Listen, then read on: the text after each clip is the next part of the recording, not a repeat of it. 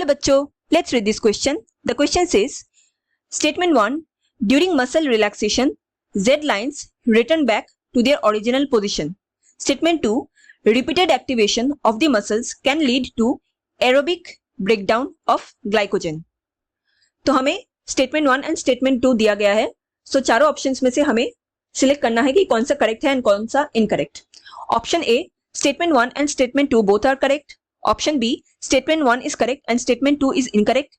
Option C, statement 1 is incorrect but statement 2 is correct. And option D, statement 1 and statement 2 both are incorrect. To answer this question, let us understand the key concept of this question. Here, the key concept is muscle contraction and relaxation.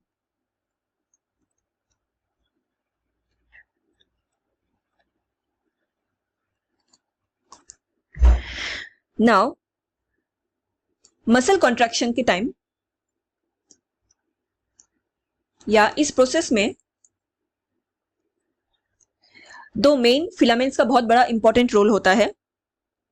It is thin filament and thick filament. Thin filament, it is made up of actin protein.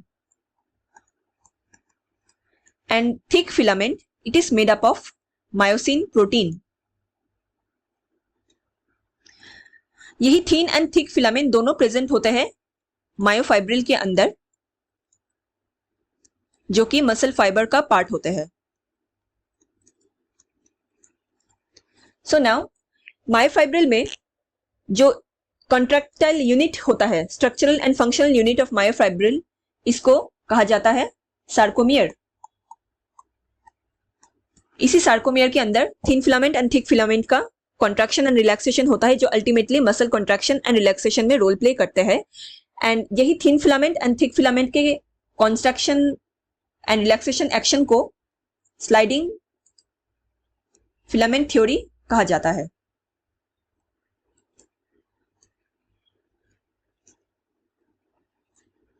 Here we see the structure of the thin and thick filament. In total हम यहाँ पे sarcomere का structure देख सकते हैं.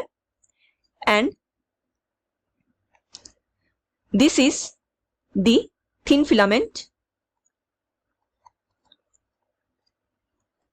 And ये जो मोटा स्ट्रक्चर हमें देखने को मिल रहा है, it is the thick filament. So muscle contraction के टाइम में इन दोनों के बीच क्रॉस फॉर्मेशन होता है. इसमें कैल्शियम आयन का बहुत बड़ा रोल प्ले होता है एंड न्यूरल कनेक्टिविटी भी होता है. सो क्रॉस फॉर्मेशन के दौरान जो थिन फिलामेंट है ये पूरी तरह आगे बढ़ जाते हैं एंड थिक फिलामेंट को पूरी तरह ओवरलैप कर लेते हैं.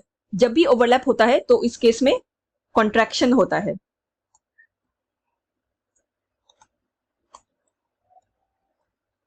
एंड जब ये ओवरलैप खत्म हो जाता है, मतलब जब कैल्शियम आयन वहां से खत्म हो जाते हैं, तो इसमें रिलैक्सेशन होगा मसल्स के अंदर. रिलैक्सेशन के टाइम में क्या होता है, एज ये थिन फिलामेंट्स आगे बढ़कर इस जो रीजन है, हमें यहाँ पे एक रीजन देखने को मिल रहा है, ये खाली रीजन H जोन कहा जाता है. तो कॉन्ट्रैक्शन के टाइम में ये H जोन पूरी तरह डिमिनिश हो जाता है, पूरा ढक जाता है. एंड जब रिलैक्स होता है तो ये H जोन वापस से अपने पोजीशन को रिगेन कर लेते हैं. तो कॉन्ट्रैक्शन के टाइम में जो Z लाइन है जहां पर एक्टिन फिलामेंट कनेक्टेड है, ये भी आगे बढ़ जाते हैं. जैसे ही रिलैक्सेशन होगा तो ये Z लाइन वापस से अपने ओरिजिनल पोजीशन को गेन कर लेते हैं. सो जब मसल रिलैक्सेशन होता है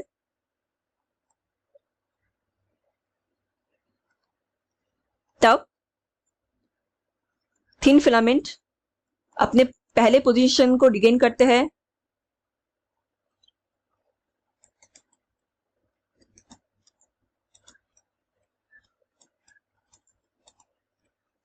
H जोन भी अपनी पोजीशन में वापस आ जाता है एंड Z लाइंस ये भी अपने ओरिजिनल पोजीशन में रिटर्न बैक कर जाते हैं.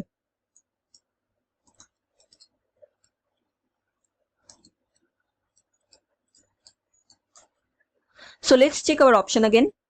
यहाँ पे स्टेटमेंट 1 में कहा गया है कि during muscle relaxation the Z lines return back to their original position. ये स्टेटमेंट सही है। ऑप्शन 2 में कहा गया है कि repeated activation of the muscles can lead to aerobic breakdown of glycogen. ये स्टेटमेंट गलत है। मसल्स का ज्यादा अगर कॉन्ट्रैक्शन और रिलैक्सेशन होता रहे तो उसमें एनारोबिक ब्रेकडाउन होता है।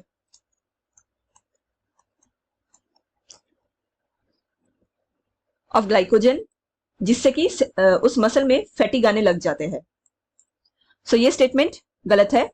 So the correct option here is option B, statement 1 is correct but statement 2 is incorrect. Hope you understood it well. Best of luck.